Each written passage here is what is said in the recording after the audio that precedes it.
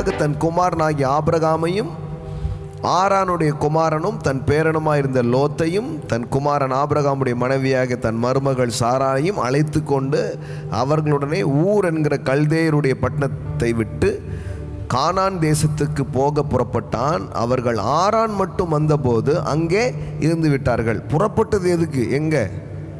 கானானை நோக்கி. கானானை நோக்கி தான் புறப்பட்டாங்க. ஆனால் எங்கே இருந்தான்?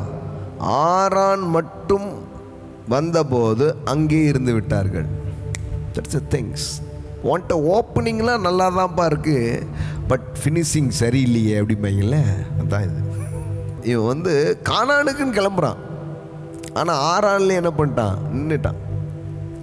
ஸோ நிறைய பேர் பாருங்க, they are good beginner but bad finisher. துவங்குகிறவர்கள் துவக்கம் நல்லது தான் பாருங்களேன். அதனால தான் இப்படி சொல்கிறோம், every beginner is a winner.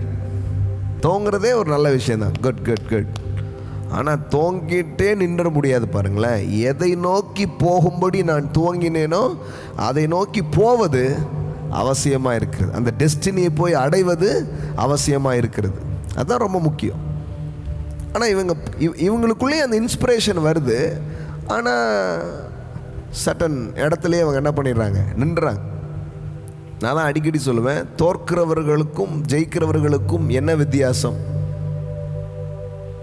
யார் தோற்றவர்கள், யார் ஜெயித்தவர்கள்? நான் சொல்கிறேன், தொடர்ந்து சென்றவர்கள் வெற்றியாளர்கள், விட்டு விட்டவர்கள் தோற்றவர்கள். இவ்வளவுதான் விஷயம். நீங்கள் தொடர்ந்து செல்கிறவர்களாக இருப்பீர்கள் என்றால் நீங்கள் இப்பொழுதும் வெற்றியாளர்களாகவே இருக்கிறீர்கள். விட்டுவிட மட்டும்தான் கூடாது, தொடர்ந்து போங்க.